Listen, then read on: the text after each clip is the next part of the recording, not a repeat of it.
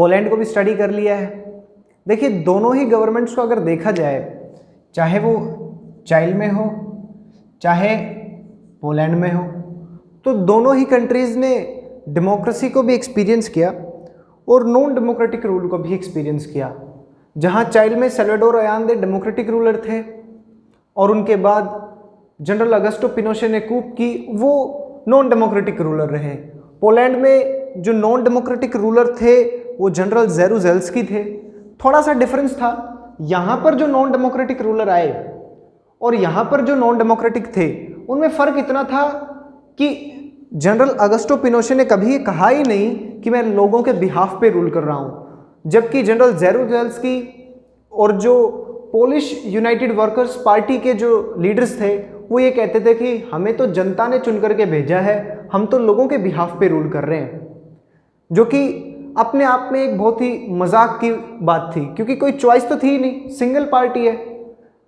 लेकिन कुछ common features दोनों में देखने को मिले, कुछ सिमिलरिटीज़ थी, कुछ कॉमन चीज़ें थी, जैसे दोनों में ही जो रूलर्स थे उन्हें जनता ने नहीं चुना। दोनों ही कंट्रीज़ में rulers were not elected by the people, और दोनों ही कंट्रीज़ में लोगों के पास किसी भी तरह की फ्रीडम नहीं थी, ना वो अपने आप को एक्सप्रेस कर सकते थे, ना गवर्नमेंट को क्रिटिसाइज कर सकते थे। तो इन दोनों कंट्रीज़ में ये सिमिलरिटीज़ हमें देखने को मिली, और ये भी हमें पता है कि एक डेमोक्रेटिक जो सिस्टम होता है उसके अंदर ये दोनों चीज़ें होती हैं कि रूलर्स को जनता इलेक्ट करती है, लोग इलेक्ट करते हैं, और वहाँ पर लोगों के पास बहुत सारी फ्रीडम होती है, पॉलिटिकल फ्रीडम है और भी बहुत तरह की फ्रीडम उनके पास होती है, वो अपने आप को एक्सप्रेस कर सकते हैं, गवर्नमेंट को क्रिटिसाइज कर सकते हैं। यहाँ ऐसा कुछ भी नहीं था। लेकिन अब हमने देखा कि डेमोक्रेसी और नॉन डेमोक्रेसी के अंदर एक्सपीरियंस और बढ़ेगा, और हम देखेंगे जहाँ डेमोक्रेसी के एक्सपेंशन के ऊपर हम थोड़ी सी बात करें तो, क्योंकि हमने देखा कि लास्ट 100 ईयर में बहुत ज़्यादा बढ़ी है, लेकिन उससे पहले भी एक्सपेंशन हुआ। सबसे मेजर एग्जाम्पल जो हम लें वो है ब्रिटेन का। आज भी ब्रिटेन में क्वीन होती हैं, लेकिन क्योंकि ब्रिटेन आज एक कॉन्स्टिट्यूशनल मोनार्की है, डिफरेंट फॉर्म्स ऑफ गवर्नमेंट के अंदर हमने एक डेमोक्रेसी को देखा, और डेमोक्रेसी के अलावा मोनार्की हो सकती है या डिक्टेटरशिप हो सकती है। इस मोनार्की में दो तरह की मोनार्की होती है, एक होती है एब्सोल्यूट मोनार्की, एक होती है सेमी कॉन्स्टिट्यूशनल मोनार्की, और एक होती है कॉन्स्टिट्यूशनल मोनार्की। आज ब्रिटेन एक कॉन्स्टिट्यूशनल मोनार्की है कि मोनार्क तो है, लेकिन मोनार्क के पास जो रूलर है, जो किंग है, जो क्वीन है, उसके पास बहुत लिमिटेड पावर है। जो रियल पावर है वो है कॉन्स्टिट्यूशन के पास, और कॉन्स्टिट्यूशन के बेसिस पे जो पार्लियामेंट उस कंट्री के अंदर बनी है उसके पास। तो ब्रिटेन की देखें तो ब्रिटेन पहले एब्सोल्यूट मोनार्की था। 1215 Britain became semi constitutional monarchy, और इंपॉर्टेंट डेट 1689 के अंदर ब्रिटेन कॉन्स्टिट्यूशनल मोनार्की बन गया। ठीक है जी। इसके बाद American war of independence. American war of independence के अंदर आपकी जो हिस्ट्री की क्लास 9th की बुक है उसके अंदर अमेरिका की इंडिपेंडेंस के ऊपर एक पूरा चैप्टर भी है जिसमें हम स्टडी करेंगे। लेकिन मोटे मोटे तरीके से देखें तो अमेरिकन वॉर ऑफ इंडिपेंडेंस 1776 में शुरू हुई, और यहाँ पर भी डेमोक्रेसी की तरफ इन्होंने ट्रांजिशन शुरू किया। ठीक है। उसके बाद फ्रेंच रिवॉल्यूशन जो 1789 के अंदर हुआ। 1789 में जो फ्रेंच रिवॉल्यूशन होता है तो वो भी डेमोक्रेसी की बात करता है। तो हमने देखा कि एक्सपेंशन तो पहले भी था, लेकिन पिछले 100 ईयर्स में एक्सपेंशन की जो स्पीड है वो बहुत ज़्यादा बढ़ गई है।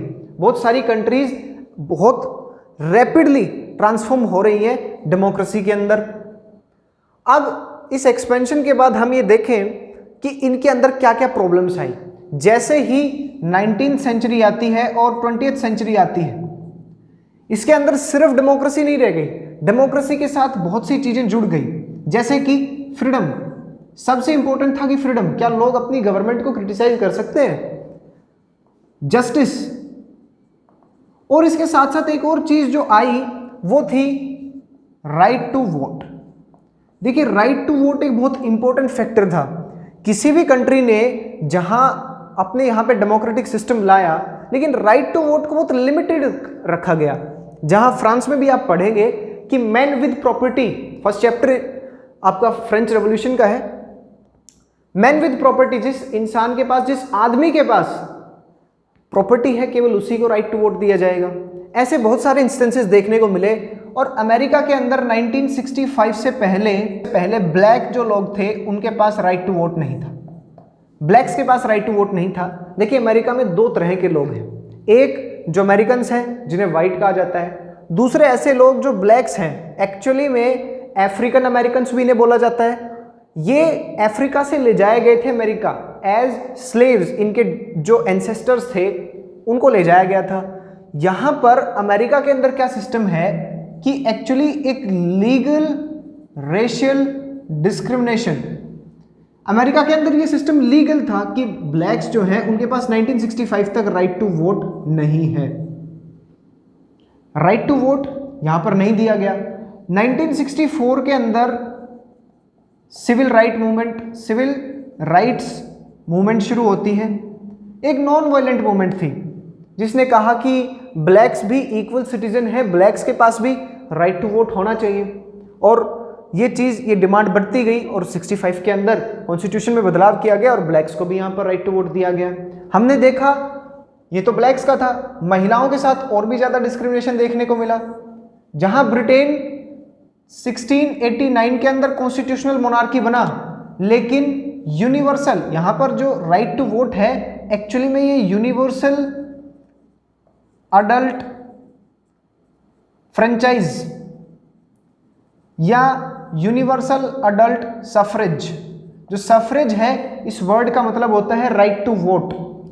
इसकी डिमांड है कि सभी नागरिकों को regardless of their caste, class, religion, race, उनका बर्थ प्लेस, उनके जेंडर, बिना किसी डिस्क्रिमिनेशन के, बिना ये देखे कि इसके पास प्रॉपर्टी ज़्यादा है, इसके पास प्रॉपर्टी कम है, सभी को इक्वलिटी होनी चाहिए, राइट टू वोट सबके पास होना चाहिए, सबको मौका मिलना चाहिए अपने रूलर को इलेक्ट करने का। लेकिन महिलाओं के साथ और भी बुरी हालत थी। शुरुआत में हमने देखा कि सिर्फ आदमियों के पास था।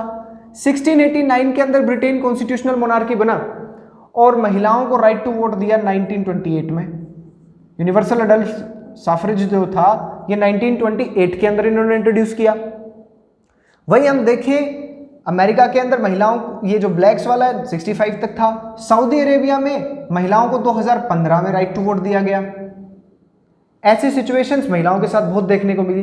इंडिया के अंदर right to vote universal adult franchise 1950 में दिया गया।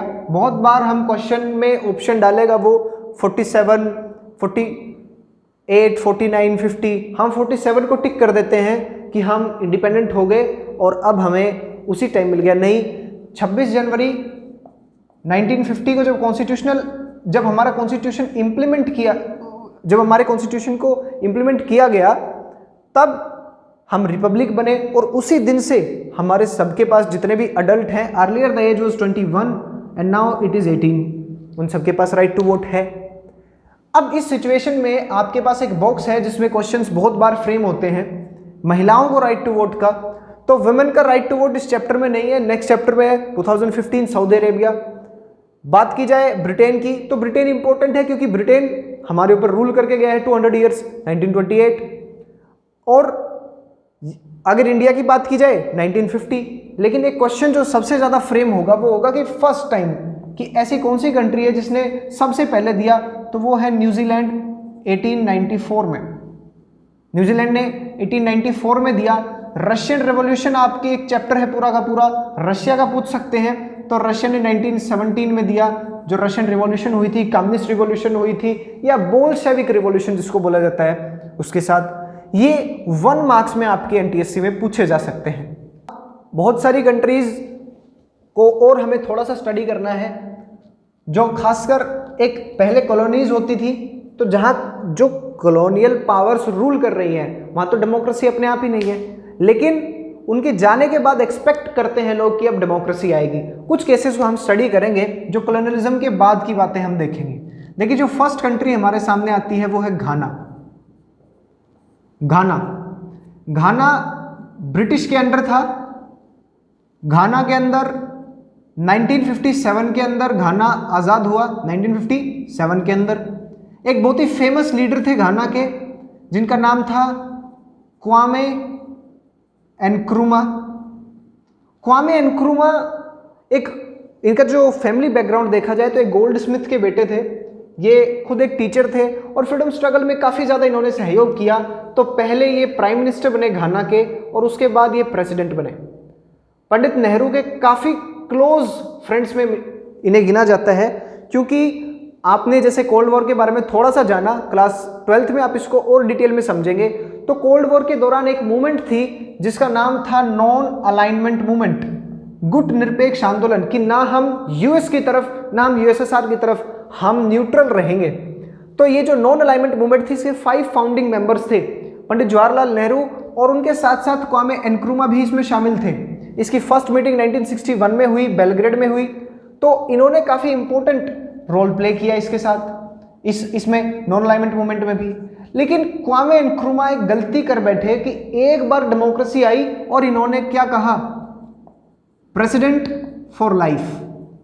अपने आप को इन्होंने प्रेसिडेंट फॉर लाइफ जब इन्होंने करवा दिया, कि इलेक्ट करवा दिया, खुद को डिक्लेयर कर दिया एक्चुअल में कि मैं जब तक जीवित हूं घाना का राष्ट्रपति मैं ही रहूंगा। घाना को ब्रिटिश टाइम के ऊपर गोल्ड कोस्ट भी कहा जाता था, इसको भी याद रखें, गोल्ड कोस्ट। अब जैसे ये प्रेसिडेंट फॉर लाइफ बने तो इनकी एट्रोसिटीज बढ़ती गई, अनरेस्ट फैलता गया और 1966 के अंदर मिलिट्री ने कू कर दी और इन्हें रिमूव कर दिया गया। 1966 यहाँ पर एक मिलिट्री कू होती है और क्वामे एनक्रुमा को रिमूव कर दिया गया। अब घाना के अंदर भी हम देखें कि पॉपुलर लीडर्स जो हैं वो भी हो सकता है कि अपनी पॉपुलैरिटी से इतने ज़्यादा वो हो जाएं कि अपने आप को डिक्टेटर में, एक तरीके से डिक्टेटरशिप में ही कन्वर्ट कर दिया इन्होंने, कि प्रेसिडेंट फॉर लाइफ की इन्होंने बात की।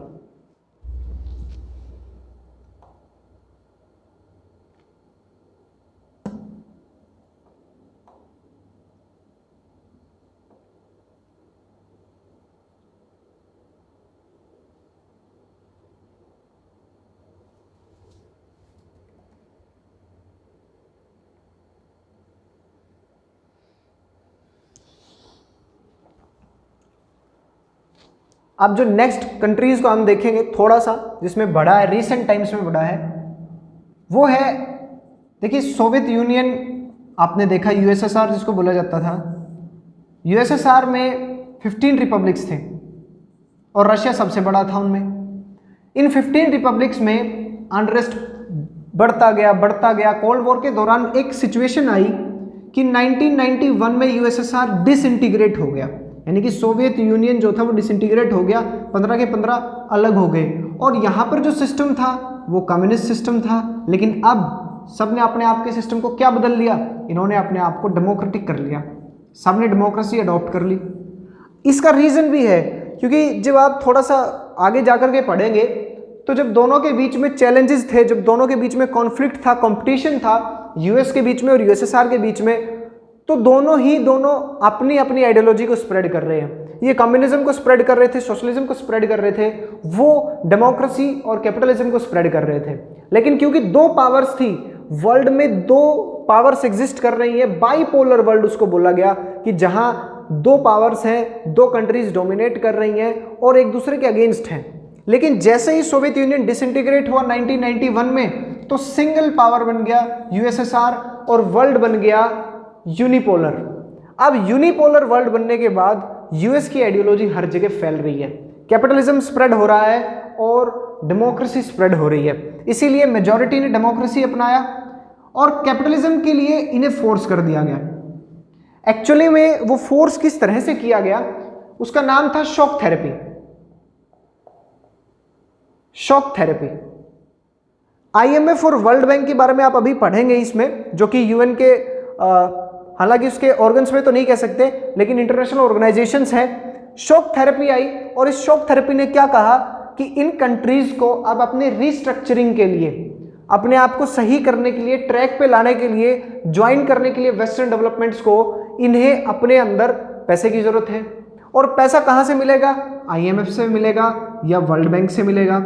और आईएमएफ और वर्ल्ड बैंक में किसकी डोमिनेंस है, किसको ये लोग ऊपर रख रहे हैं, यूएस की डोमिनेंस है। तो आईएमएफ और वर्ल्ड बैंक ने एक कंडीशन लगाई कि आप कम्युनिस्ट सिस्टम से कैपिटलिस्ट सिस्टम की तरफ आएंगे, और जैसे ये ट्रांजिशन की गई तो मैक्सिमम कंट्रीज के अंदर डेमोक्रेसी आ गई कैपिटलिज्म के साथ साथ।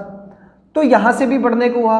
कुछ हमारे रीसेंट इस दौरान जो हमारे आसपास के क्षेत्र में जो बदलाव हुए उसमें थे, नेपाल की बात हम करके देखें तो नेपाल में क्योंकि पहले मोनार्की था, 1990 के अंदर एक प्रो डेमोक्रेसी स्पिरिट आती है, और इस प्रो डेमोक्रेसी स्पिरिट के अंदर लोग सड़कों पर उतर जाते हैं, और इसीलिए जो किंग है वो अपनी पावर्स को छोड़ देते हैं और कहते हैं कि जी कॉन्स्टिट्यूशनल मोनार्की है, कि मोनार्क जो है मोनार्क को रखें, मोनार्क को आप बिल्कुल रखेंगे, लेकिन एक नॉमिनल हेड होगा, जो रियल पावर होगी वो पार्लियामेंट के पास में होगी।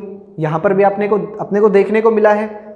इसके साथ साथ पाकिस्तान की बात करें और बात करें बांग्लादेश की, तो इन दोनों के अंदर भी डेमोक्रेसी का सिस्टम आ गया था 1991 के बाद। अब इन दोनों के बारे में आप 12th में पढ़ेंगे। इसके साथ साथ हमें देखने को मिला कि यहाँ पर जो नेपाल में जो चेंजेस हुए वो थोड़ा सा बदल जाता है। 2005 के अंदर किंग ने क्या किया, अप्रैल के महीने में, कि हाउस ऑफ रिप्रेजेंटेटिव्स को डिसमिस कर दिया कि आप लोग अपने घर जाइए, अब से सारी पावर मोनार्क के हाथ में। लेकिन फिर से लोगों में जागरूकता क्योंकि फैल चुकी थी और लोग फिर से इकट्ठा हुए और फिर से प्रोटेस्ट हुआ, तो 2006 के अंदर फिर से किंग के ऊपर प्रेशर बना और इसको वापस बुलाया गया, हाउस ऑफ कॉमन्स को रिस्टोर किया गया, और फाइनली 2008 के अंदर नेपाल एक मोनार्की से, एक कॉन्स्टिट्यूशनल मोनार्की से अब एक डेमोक्रेटिक कंट्री बन गया, डेमोक्रेटिक रिपब्लिक बन गया। ये हमें देखने को मिलेगी। ये जो फोटो आप देख रहे हैं ये क्लास 12th की आपकी जो इंटरनेशनल रिलेशन की बुक है, जो कंटेम्प्रेरी वर्ल्ड पॉलिटिक्स की बुक है, उसके अंदर से ली गई है। और ये जो लेडी हैं इनका नाम है दुर्गा थापा। 1990 की जो मूवमेंट है उसमें भी इन्होंने पार्टिसिपेट किया, और जो 2005 के बाद वाली जो मूवमेंट है उनमें भी इन्होंने पार्टिसिपेट किया। एक बहुत मेमोरेबल फोटो है उनके लिए भी और हम सब के लिए भी, कि डेमोक्रेसी के लिए स्ट्रगल करता रहना पड़ता है। इसके बाद हमने नेपाल को देखा, हमने घाना को देखा, हमारे ही एक और इमीडिएट नेबर है जिसका नाम है म्यांमार या बर्मा। यहां पर भी कॉलोनियल पावर ब्रिटिश थे। इन्हें 1948 के अंदर इंडिपेंडेंस मिली और डेमोक्रेटिक गवर्नमेंट चल रही थी, लेकिन 1962 के अंदर मिलिट्री कूप होती है यहां पर और डेमोक्रेटिक इलेक्टेड गवर्नमेंट को हटा दिया जाता है। 1962 की कूप के बाद डेमोक्रेटिक गवर्नमेंट को हटाया गया और मिलिट्री यहां पर अपने अकॉर्डिंग काम कर रही है। यहां पर जो मेजर पार्टी है वो मेजर पार्टी है national league for democracy, national league for democracy. अब यहां पर 1990 के अंदर इलेक्शन हुए पहली बार, 62 के बाद ऑलमोस्ट 30 यानी कि 28 ईयर्स के बाद यहां पर इलेक्शन हुए, और इन इलेक्शन के अंदर आंग सान सू ची जो नेशनल लीग फॉर डेमोक्रेसी से रिलेटेड थी, जो उससे उसकी एक लीडर थी, उन्होंने इलेक्शन जीता। लेकिन जो मिलिट्री रूलर्स थे उन्होंने मानने से ही मना कर दिया। उन्होंने कहा हमें आपका ये डिसीजन मानना ही नहीं है, जनता जाए भाड़ में। इनको सबको हाउस अरेस्ट में रख दिया गया, इनको सबको हाउस अरेस्ट में रख दिया गया। इन्हें नोबेल प्राइज भी दिया गया है पीस के लिए, लेकिन उसे भी रिसीव करने के लिए आंग सान सू ची को नहीं जाने दिया गया और उन्हें हाउस अरेस्ट के अंदर ही रखा गया। अब डेमोक्रेसी की हालत हमारे आसपास के क्षेत्र में भी ये चल रही है, और इन कंट्रीज से 1 मार्क्स के क्वेश्चन आपसे सबसे ज्यादा पूछे जा सकते हैं। देखिए वर्ल्ड लेवल पे डेमोक्रेसी को थोड़ा सा देखेंगे। जहां तक बात करें 2005 की, तो 2005 में 140 कंट्रीज ऐसी थी जहां मल्टी पार्टी सिस्टम था, इलेक्शंस हो रहे थे, डेमोक्रेसी थी। 1980 से देखा जाए अब तक, 1980 से अब तक, तो मोर देन 80 कंट्रीज ने डेमोक्रेसी में अपने आप को कन्वर्ट किया है। यहां डेमोक्रेसी आई है। ठीक है जी। वर्ल्ड लेवल के ऊपर हम देखें तो वर्ल्ड लेवल के ऊपर कोई गवर्नमेंट ही नहीं है, लेकिन वर्ल्ड लेवल के ऊपर बहुत सारे इंस्टीट्यूशंस हैं, बहुत सारी ऑर्गेनाइजेशंस हैं जो कि डेमोक्रेसी को इस्टेब्लिश करने का काम करती हैं, जिसमें सबसे ऊपर जो है वो है United Nations Organisation. United Nations Organisation जिसकी फाउंडिंग डेट है 24 अक्टूबर 1945 और 24 अक्टूबर को ही यूएन डे सेलिब्रेट किया जाता है। देखिए यूनाइटेड नेशंस ऑर्गेनाइजेशन जो है, थोड़ा सा इसका बैकग्राउंड देखेंगे, 1914 से 1918 तक फर्स्ट वर्ल्ड वॉर होता है। इस फर्स्ट वर्ल्ड वॉर के अंदर एक्सिस पावर थी और अलाइज पावर थी, जहां जर्मनी एक्सिस में था, ऑस्ट्रिया, हंगरी वो सब एक्सिस में थे, यूएस, यूके, यूएसएसआर ये सब अलाइज में थे। जो फर्स्ट ये जो वर्ल्ड वॉर खत्म हुआ, मैसिव यहाँ पर लॉस हुआ, ना सिर्फ पैसे का, प्रॉपर्टी का, लेकिन ह्यूमन लाइफ्स का भी बहुत लॉस हुआ। और ऐसी सिचुएशन के अंदर 1919 में एक ट्रीटी होती है, वियना ट्रीटी। 1990 क्लास 9th में, यानी कि आपकी क्लास में चैप्टर 3 है Nazism and the rise of Hitler, वहां फर्स्ट वर्ल्ड वॉर को भी हम पढ़ेंगे थोड़ा सा, सेकेंड वर्ल्ड वॉर को भी पढ़ेंगे। 1919 में वियना ट्रीटी होती है और अमेरिकन प्रेसिडेंट के वुडरो विल्सन यहाँ पर अपना ओपिनियन रखते हैं और कहते हैं कि एक वर्ल्ड लेवल के ऊपर एक ऐसी ऑर्गेनाइजेशन होनी चाहिए जो ये इंश्योर करे कि दुनिया में पीस मेंटेन रहे, सिक्योरिटी मेंटेन रहे, कोई कॉन्फ्लिक्ट किसी वॉर में कन्वर्ट ना हो जाए, इतने मैसिव स्केल के ऊपर वॉर ना हो जाए कि इतने लाखों लोगों की जान चली जाए। उन्होंने प्रपोजल दिया league of Nations. League of Nations की स्टैब्लिशमेंट होती है और इस लीग ऑफ नेशंस को ये जिम्मेदारी दी गई कि आप दुनिया में पीस मेंटेन करके रखेंगे, शांति मेंटेन करके रखेंगे। यहां लीग ऑफ नेशंस क्योंकि काम कर रही है, लेकिन 1939 के अंदर सेकेंड वर्ल्ड वॉर शुरू हो जाता है। जैसे ही 1939 के अंदर सेकेंड वर्ल्ड वॉर शुरू होता है, लीग ऑफ नेशंस अपने जो काम इसको दिया गया था, जो प्रिंसिपल वर्क इसको दिया गया था, उसमें फेल हो गई। और ऐसे सिचुएशन के अंदर अब एक बहुत इंपॉर्टेंट बात है कि 3 बिग्स हैं, जिनमें जोसेफ स्टालिन हैं यूएसएसआर से, विंस्टन चर्चिल हैं जो प्राइम मिनिस्टर थे ब्रिटेन के, और रूजवेल्ट डी फ्रैंकलिन जो कि यूएस के प्रेसिडेंट थे। उन सब ने मिलकर के निर्णय लिया कि एक और ऐसी ऑर्गेनाइजेशन बनाने की ज़रूरत है जो वर्ल्ड में पीस मेंटेन कर सके, और यूनाइटेड नेशंस ऑर्गेनाइजेशन का आइडिया सामने आया। यूनाइटेड नेशन ऑर्गेनाइजेशन बहुत सारे काम करती हैं और इसके 2 प्रिंसिपल ऑर्गन्स, इसके बारे में अब हम स्टडी करेंगे कि कैसे डेमोक्रेसी को प्रमोट कर रहा है, लेकिन कहाँ कहाँ प्रॉब्लम्स हैं, क्या अपने आप में ही ये अनडेमोक्रेटिक तो नहीं हो रहा है। इसके जो मेजर, इसकी 6 ऑर्गन्स हैं, लेकिन जो मेजर ऑर्गन है वो है UNSC, United Nations security council. देखिए सिक्योरिटी काउंसिल के अंदर 15 मेंबर हैं, 15 मेंबर्स हैं सिक्योरिटी काउंसिल में, जिसमें 10 नॉन परमानेंट और 5 परमानेंट हैं। ये परमानेंट मेंबर्स, इनके पास वीटो पावर है, और वीटो का मतलब होता है कि सेइंग नो, जिस चीज पर इन्होंने ना कर दी वो चीज नहीं होगी। इनमें से किसी एक ने भी अगर वीटो यूज की तो उस चीज को, उस प्रपोजल को रिजेक्ट कर दिया जाएगा। ये जो 10 है ये नॉन परमानेंट मेंबर है। यहां नॉन परमानेंट मेंबर की कोई वैल्यू है ही नहीं। अगर किसी प्रपोजल पे वीटो नहीं हुआ तो ये देखा जाएगा कि उसके पक्ष में और उसके विपक्ष में कितने वोट हैं। वीटो होने के बाद तो चाहे सभी ने फेवर में वोट किया हो, एक वीटो से भी वो प्रपोजल गिर जाएगा। बहुत बार आप सुनते हैं मसूद अजहर को इंटरनेशनल टेररिस्ट बनाने के ऊपर चाइना वीटो कर देता है और वो प्रपोजल गिर जाता है। यहां 10 नॉन परमानेंट मेंबर्स हैं। ये नॉन परमानेंट मेंबर हर 2 सालों में बदल जाते हैं। इंडिया भी इसी साल 1 जनवरी को 8th time United nation security council का नॉन परमानेंट मेंबर बना है। इसका प्रिंसिपल फंक्शन है सिक्योरिटी मेंटेन करके रखना। ये वर्ल्ड में पीस मेंटेन करती है और पीस के लिए लड़ाई करनी पड़े तो लड़ाई भी करती है। यानी कि एग्रेसर जो है, जो रॉन्ग डूअर है, उसके खिलाफ ये डिसीजन लेती है, उसके खिलाफ एक्शन लेती है। पीस कीपिंग फोर्स के ऊपर इसका कंट्रोल होता है। इसी का एक और ऑर्गन है जनरल असेंबली, देखिए जनरल असेंबली 193 मेंबर्स हैं यूएन के। इन सभी के रिप्रेजेंटेटिव्स यहाँ साल में एक बार मिलते हैं और इसको जो हेड करते हैं वो यूएन के हेड यानी कि सेक्रेटरी जनरल। सेक्रेटरी जनरल ही इसके एडमिनिस्ट्रेटिव हेड है और इस समय सेक्रेटरी जनरल हैं एंटोनियो गुटेरेस। पुर्तगाल के पूर्व राष्ट्रपति भी रह चुके हैं। यहां साल में एक मीटिंग नेसेसरी है, इनकी एक मीटिंग जरूर होती है। अब यहां पर ये तो है कि इनके वोटिंग है, बहुत सारे डिसीजन भी ये ले सकते हैं, डेमोक्रेसी जैसा लग भी रहा है कि पार्लियामेंट जैसा है, लेकिन इन 10 मेंबर्स का चुनाव भी जनरल असेंबली करती है।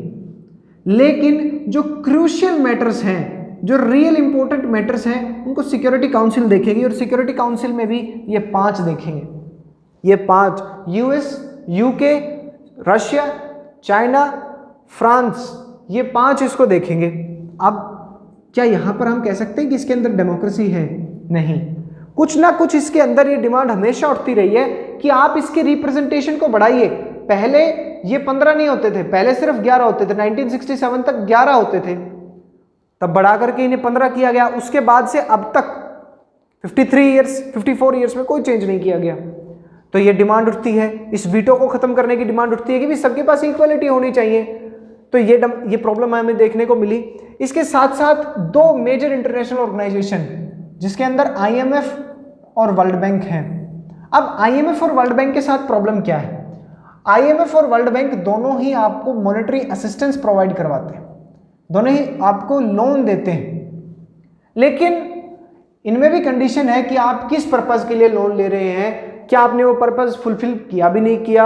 आपने कहा कि जी हमें एजुकेशन के लिए लोन चाहिए हमें, और आपने उस पैसे को लगा दिया टेररिज्म में, तो ये आपके ऊपर चेक रखेंगे। ऐसे में इनसे ये एक्सपेक्ट किया जाता है कि ये इम्पार्शियल रहें। लेकिन यहां पर भी जब वोटिंग होगी, आईएमएफ में जब वोटिंग होगी, तो आपकी परसेंटेज जो है, आपके वोट की जो वैल्यू है, वो आपने कितना परसेंट डोनेट किया है, कितना परसेंट पैसा आईएमएफ को दिया है, वर्ल्ड बैंक को दिया है, उस पर डिपेंड करता है। अब ऐसी सिचुएशन के अंदर जो आईएमएफ में जो 52% वोट हैं वो केवल 10 कंट्रीज के पास है, जिसमें यूएस सबसे ऊपर है, यूके भी है, उसमें रशिया भी है, चाइना भी है, जर्मनी भी है, जापान भी है, इटली है। और ऐसे में 52% तो इन 10 के पास, और इसके 188 मेंबर्स हैं, आईएमएफ के 188 मेंबर्स हैं। 178 मेंबर्स के वोट की वैल्यू कितनी? 48%, और 10% लोगों के वोट की वैल्यू कितनी? 52%। अपने आप में ये नॉन डेमोक्रेटिक सिस्टम को दिखा रहा है। वही वर्ल्ड बैंक में ये एक स्टेप और ऊपर चला जाता है। वर्ल्ड बैंक का जो प्रेसिडेंट होता है वो ट्रेडिशन ही ऐसा बना हुआ है कि वो हमेशा यूएस सिटीजन होता है, यूएस का सिटीजन होता है। और उसको अपॉइंट कौन करता है? उसकी अपॉइंटमेंट भी इंटरनेशनल लेवल पे नहीं होती, उसकी अपॉइंटमेंट भी यूएस का ट्रेजरी सेक्रेटरी, वहां पर नाम बदल जाते हैं। जैसे हमारे यहाँ पर फॉरेन मिनिस्टर होता है, वहाँ सेक्रेटरी ऑफ स्टेट होता है, तो वहां पर ट्रेजरी सेक्रेटरी यानी कि वहाँ यूएस का जो फाइनेंस मिनिस्टर होता है वो इस चीज की अनाउंसमेंट करता है कि कौन प्रेसिडेंट होगा वर्ल्ड बैंक का। अपने आप में क्वेश्चन मार्क है कि यूएस का ट्रेजरी सेक्रेटरी कैसे डिसाइड कर सकता है कि एक इंटरनेशनल ऑर्गेनाइजेशन का प्रेसिडेंट कौन होगा। तो यहां पर भी एक क्वेश्चन आता है कि हमें क्या ऐसी जरूरतें हैं जो इनमें होनी चाहिए इसको और ज्यादा डेमोक्रेटिक बनाने के लिए। अब जो हमारे सामने बात आती है वो है डेमोक्रेसी का प्रमोशन कैसे किया जा रहा है वर्ल्ड में, डेमोक्रेसी को कैसे फैलाया जा रहा है, कैसे प्रमोट किया जा रहा है। और देखिए कुछ कंट्रीज ऐसा कहती हैं, उनका ये मानना है कि कहने से कुछ नहीं होता, डेमोक्रेसी बहुत अच्छी है, लोगों के पास राइट होने चाहिए, गवर्नमेंट को ये करना चाहिए, वो करना चाहिए, ये सब कहने की बातें हैं। हमें अगर रियल में डेमोक्रेसी चाहिए तो हम सबको साथ आना होगा और बाय यूजिंग फोर्स हमें डेमोक्रेसी को इम्प्लीमेंट करना होगा पूरे वर्ल्ड के अंदर। इसका सबसे बड़ा एग्जाम्पल देखने को मिला इराक के अंदर। देखिए इराक के अंदर 1932 में इराक इंडिपेंडेंट होता है। इराक के पास रिसोर्सेज की कोई कमी नहीं थी, पेट्रोलियम, क्रूड ऑयल जैसे रिसोर्सेज वहां भर भर के थे। 1968 से वहां एक पार्टी रूल कर रही है, अल बाथ पार्टी। देखिए जो बाथ पार्टी है वो सीरिया में है। अल बाथ पार्टी है, बाथ का मतलब होता है रेनेसेंस। अब ये इसमें रूल कर रही है। 1968 के अंदर एक्चुअली में एक मिलिट्री कू होती है और उस मिलिट्री कू को लीड कर रहे थे सद्दाम हुसैन।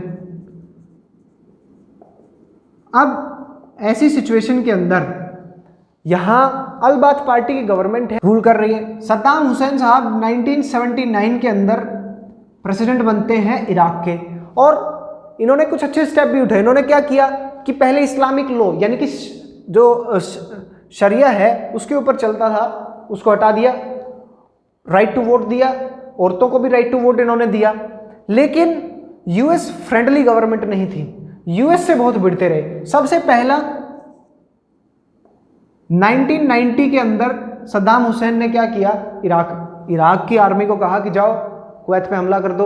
कुवैत पे हमला कर दिया, फोर्स का यूज किया गया इनको वापस निकालने के लिए। वही यूएन के अंदर प्रपोजल ले जाया गया, सिक्योरिटी काउंसिल ने डिसीजन लिया कि अब जरूरी है कि सद्दाम को रोका जाए, और आर्मी का यूज करके इन्होंने हटा दिया। उसके बाद क्योंकि यूएस की बिल्कुल ही नहीं मान रहे हैं ये, तो 2003 के अंदर यूएस ने कहा कि Saddam Hussain government is developing weapons of mass destruction, दुनिया के लिए बहुत खतरा है। यूएन ने कहा कि कोई बात नहीं, हम चेक करते हैं। यूएन ने चेक किया, जब यूएन ने चेक किया तो कुछ नहीं मिला। अब कुछ मिला ही नहीं तो यूएन ने कहा कि कोई जरूरत ही नहीं है। यूएन की उस समय सेक्रेटरी जनरल थे कोफी अन्नान। कोफी अन्नान ने कहा कि there is no need to use force against Iraq. लेकिन अमेरिका फिर चिल्ला के कह रहा है कि नहीं, वहां पे तो वेपन्स ऑफ मास डिस्ट्रक्शन है, क्योंकि सद्दाम हुसैन ने नाक में दम कर दिया है, ना क्रूड ऑयल ले जाने दे रहा है। पूरे के पूरे मिडल ईस्ट के अंदर इन्होंने सिनेरियो चेंज कर दिया है। तो इन्होंने कहा कोएलिशन ऑफ विलिंग्स, एक्चुअली इन्होंने एक ऑपरेशन लॉन्च किया, ऑपरेशन इराकी फ्रीडम, कि हम इराक को आज़ादी दिलवाएंगे इस डिक्टेटर से। अब इन्होंने इराकी फ्रीडम लिया। कोएलिशन ऑफ विलिंग्स के अंदर बहुत सारी कंट्रीज ने अपनी मर्जी से, बिना यूएन के कहे, बिना यूएन की कंसेंट के, बिना यूएन की परमिशन के, यूएस के लीडरशिप के अंदर कोएलिशन ऑफ विलिंग्स बनती है। बहुत सारी कंट्रीज इसको ज्वाइन करती हैं और सद्दाम हुसैन की गवर्नमेंट के खिलाफ वॉर होता है। सद्दाम हुसैन को पकड़ लिया जाता है।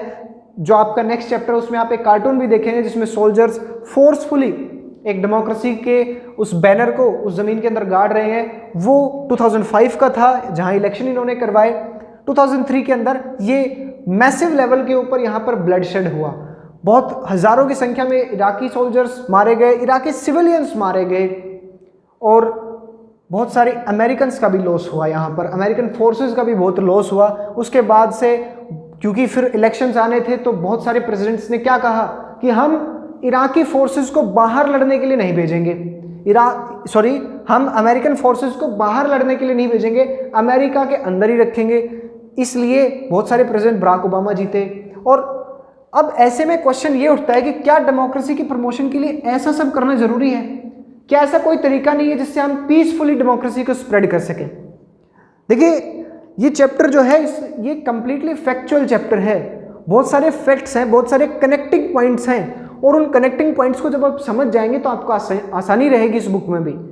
ये क्वेश्चंस 1 मार्क्स में आएंगे, इसीलिए क्योंकि अब आपकी बुक्स में चैप्टर नहीं आता, आप इसको ऑनलाइन रीड करें और इसके हाइलाइट्स बना लें। उन चैप्टर के शॉर्ट नोट्स, बिल्कुल शॉर्ट नोट्स बना लें आप, और उन नोट्स को आप स्टडी करेंगे तो आपको बहुत आसानी महसूस होगी। उन नोट्स में पढ़ेंगे, आप पूरी बुक को दोबारा नहीं पढ़ना पड़ेगा, पूरे चैप्टर को दोबारा नहीं पढ़ना पड़ेगा। 1 और 2 पेजेस के अंदर आप डायग्राम में इन पूरी की पूरी बुक्स को रीड कर पाएंगे, इस पूरे चैप्टर को रीड कर पाएंगे। सब्जेक्टिव क्वेश्चन नहीं आने, सिर्फ ऑब्जेक्टिव आएगा। Thanks a lot.